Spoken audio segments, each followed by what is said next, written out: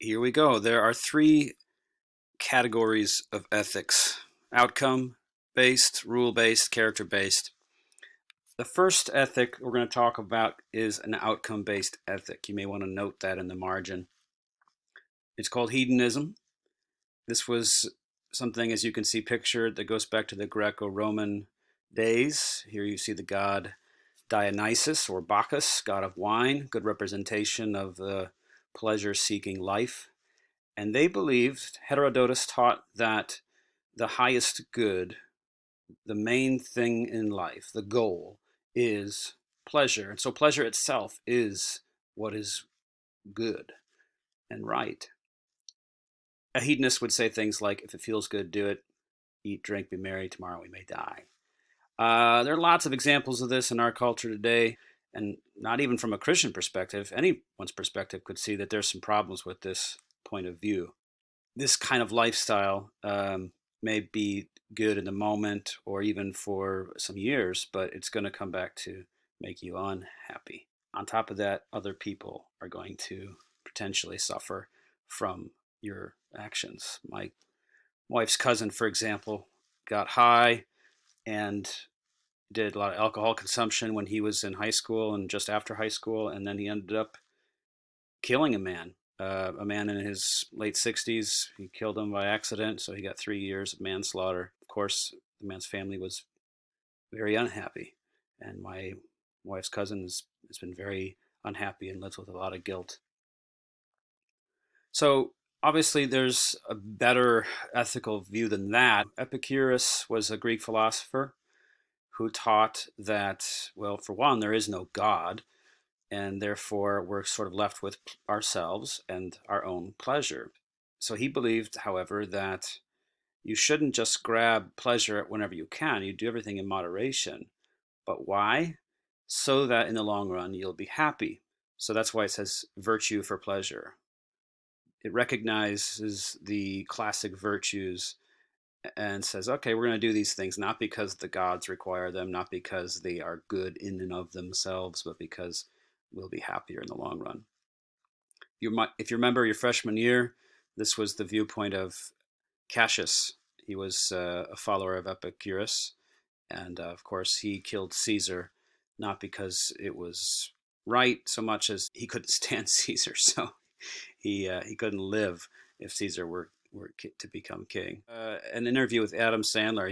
It was American Idol, I think, and he was telling people they should give to American Idol's charity night, and he's basically said something like, "You should give because it'll make you feel good."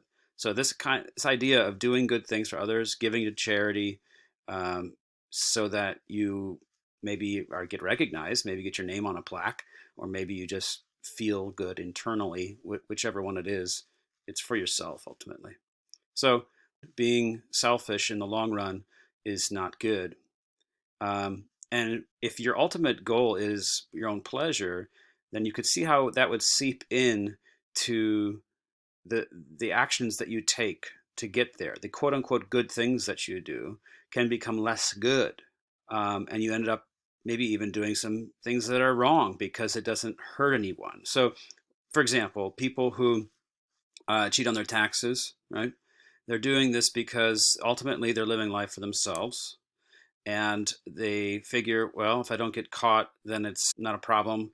And so they are doing the bare minimum, right? Epicurus taught that he should cheat on his wife in moderation. Don't cheat too much on your wife because that'll come back to get you. Well, from Christian's perspective, if it's wrong, it's wrong. Another ethical philosophy, of course, she was in a culture that where people did things because that's how they've always done them. So it's a community that has agreed to a certain way of life, and you don't break the rules of the community. So you might hear things like it's tradition and everybody's doing it. This is the way of our ancestors and so forth. What's interesting is when it comes to the cons, the movie itself, of course, it's a Disney movie, it's a Western movie, and so they don't actually have that point of view, and they privileges the individual. By the end, the emperor acknowledges that, hey, Mulan has done the right thing here. She has broken the code and has done what she thought was right. She followed her conscience. And then on top of that, when it comes to our own way of conducting ourselves in the United States, if this is your ethical philosophy, basically you're just saying, look, if the country hasn't made a law against it, then I can do it. Walmart's a great example of, if it's not illegal, they're going to do it. They move into a town and they jack up the prices, or I'm sorry, lower the prices so that all of the other businesses in town go out of business. And then when that happens, then they move their prices up. On top of that, they make deals with the city and says, "Hey, we want to bring a Walmart in here," and the city says, "Oh, yeah, let's do that." And they say, but we want, tax exempt. We don't want to have to pay on sales tax, right? And so they'll say, "Oh, okay, we'll do that. 3-4 years, whatever, and then we'll start getting local sales tax."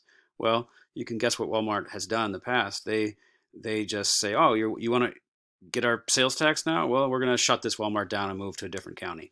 And so that's why you have a lot of empty Walmarts all over the country, because Walmart has said, well, we're not going to pay your sales tax anymore. We're going to build another Walmart. There actually have been a lot of class action lawsuits against Walmart, and they are starting to change their practice now. Well, it leads us to another ethic, divine command theory, divine command ethics. A lot of our founding fathers believed in this. They believed in God. Many of them believed in a distant God, a God who created the world and created sort of the laws of nature, and that includes the moral laws, the conscience that we have. And this conscience that God has put within us is something we all then know right from wrong. And so therefore, whatever this natural law is that we're all supposed to follow, you just live according to that, no matter what you think will happen. That's important. It's not outcome based, it's rule based. Martin Luther King Jr. is a great example of this. He believed that really everyone knew that racism was wrong. In a lot of his speeches and writings, you can see his belief that there's a creator who has instilled in us right and wrong. Great book, To Kill a Mockingbird, Atticus Finch. A lot of good quotes from him there where he says, courage, he said, was doing the right thing basically when you know you're licked before you begin. You see it through no matter what, right? No matter what, you see it through. Even though you know you're licked, even though you know you are going to be beaten. And so Atticus took this case knowing there was no way he could win, and yet he did it because it's the right thing. However, what's interesting is that To Kill a Mockingbird actually it presents some of the cons to that way of thinking. So one of the cons of rule-based ethics is there are times in life where, well, life throws a wrench in your divine command theory. Sometimes you can't follow all the rules. You have to choose one or the other. And that's what Boo Radley presents. Boo Radley, in that story, he kills the guy. I can't remember his name right now. Oh man, I teach this book and I can't remember. Anyway, he kills Bob Ewell. Thank you, Bob Ewell. He kills Bob Ewell. It's clearly self-defense or saving the kids' lives, but he might just be so psychologically damaged that it would kill him to go to court. And so Atticus and Hecate and little Scout, his daughter, all agree to lie, to confiscate evidence, which is a federal crime, and lie to the town essentially and say that Bob Ewell fell on his knife. And actually, Atticus tells Scout in that book, he says, sometimes we have to bend the law. So one of the cons of divine command theory is the trolley problem, as I'm going to just demonstrate right now. The trolley problem is a classic problem for ethics. You have a trolley filled with people, of course, on some track, of course, and the track splits. And for whatever reason, there's a villain with a top hat who's tied up your loved one, maybe your little sister, your daughter, your mom, your dad, your girlfriend, your boyfriend, whoever it is, somebody you love, and they're tied up. And for whatever reason, also, there's this cliff drop off the track is been it's just sitting there leading to their death. I don't know why. Anyway, you have to choose between these people. That's the real point. Okay, so sometimes life presents difficult choices, and what are you going to do? I pause for you to think. Okay, so you've thought about it, you've made your decision. You didn't have much time because the trial is coming fast. The point here is to say that divine command theory doesn't really help you figure this out because according to natural law, you're supposed to love your neighbor as yourself, you know, not kill anyone, not let anyone die, etc. And so, how do you make these choices? That's what leads us to utilitarian ethics. Utilitarian ethics gets the word, you see the word utilize, right? Utility in its name. So, it's do what is useful for the most people. So again, it's outcome based. It's about pleasure, or maybe pleasure is the wrong word, but the the good, the benefit of the most. Brutus in the play Julius Caesar, speaking of Cassius, Brutus, of course, did not do it for personal reasons. There was no personal gain. Actually, it was a personal cost to him to kill his friend. But he did it for Rome. He did it for the general good. That's a utilitarian way of thinking. Another expression is the end justifies the means. And so if you have a good goal, saving lots of lives, whatever it might be, then you're willing to take some drastic measures in order to do it. A show that I used to binge years ago with my wife was 24. Maybe you've seen it.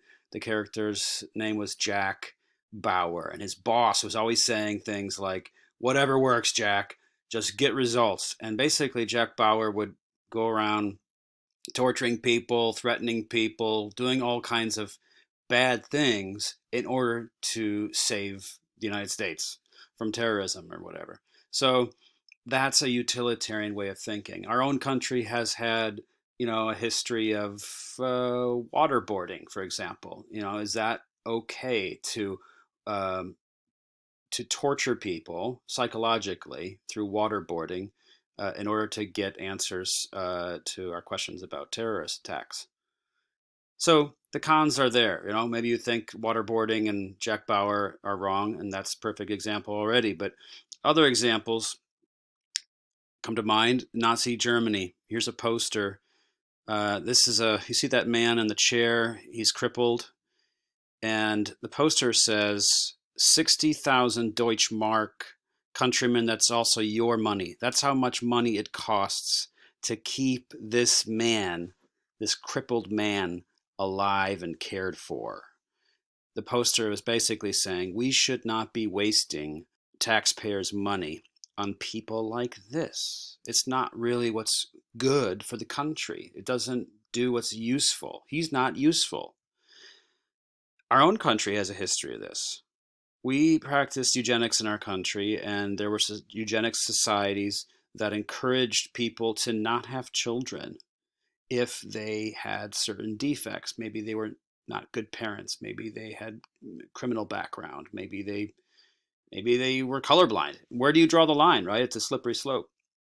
And so whoever this minority is, they are going to suffer injustice. That's the big con here. And sometimes the minorities are racial minorities. As I said, we did this. Here's an example of a newspaper article or popular science article about eugenics, encouraging people to not have children if they are defective in some way, whether it's physically or mentally or whatever. You can see there's a slippery slope here.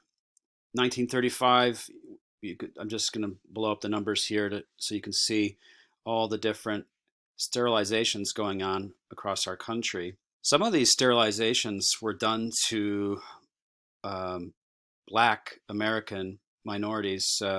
Black men, for example, who were convicted of violent crimes were sterilized in the prison without a choice. They were by force sterilized. Women, Black women who had babies out of marriage were offered the choice: go to jail or get sterilized. You can see Mr. Whartonby for more on that sad chapter in our history. So maybe outcome based ethics is not the answer. Maybe it's not rule based. Maybe Aristotle was right and we should be virtue ethicists. Aristotle taught that we should be good for goodness sake. Not, it's ironic, that we sing that song about the Santa Claus song, be good for goodness sake. It's pretty ironic because when children are told to be good for goodness sake, they're actually being told to be good so they can get presents, which of course is which ethical philosophy? Yeah, that's Epicurean. It's an outcome based ethic. Do good so that you can get stuff. But that's not what Aristotle taught. He taught that we need to be good simply because that is what's good. And so the focus here is on your character, right? Your who you are rather than all the different actions you might have to take. So when you're presented with a dilemma or a question of morality, then you ask yourself, okay, what does this decision say about who I am? There's a lot of questioning of motives here. And I just thought I'd throw this in here because Aristotle talked about this when it comes to elections and so forth. His teaching was that you don't pick the divisive issues, you pick a person based on his character for a variety of reasons. One being, you never know what kinds of scenarios are going to be presented to the, well, the king, the senator, the president. So, what are the virtues? Well, there's a lot of them. I'll just name several. You can see the virtues are the middle ground. Rather than being a coward or being too rash, you practice courage. To be generous as opposed to stingy or extravagant. To be dignified rather than humble or vainglorious. Now, right there, you might pause and say, wait a minute, I'm not sure I agree that humility is a vice. Well, and that's, of course, a weakness in Aristotle, Greco Roman philosophy that Christianity brought sort of new perspective on. In the life of Christ, he certainly was humble. Various virtues here, being of good temper rather than being a person who has, well, no spirit, no emotion whatsoever. Being friendly as opposed to a flatterer or being a grumpy person. You can see wittiness is a virtue as opposed to being someone who's boring. All these different virtues then are the kinds of people we are to be according to Aristotle. Well, we may disagree on the virtues, as a Christian might disagree with Aristotle on humility. But when it comes to living as a community, um, it's hard to expect all of our neighbors to live this way. um, we're just fallen people from a Christian perspective. There's just so much sin in our sinful nature that we cannot seem to expect everyone to live this way. And so we do have to make laws. And the other interesting con to this is, for the sake of courage, right? In the name of my own courage, perhaps one can do something that is harmful to others.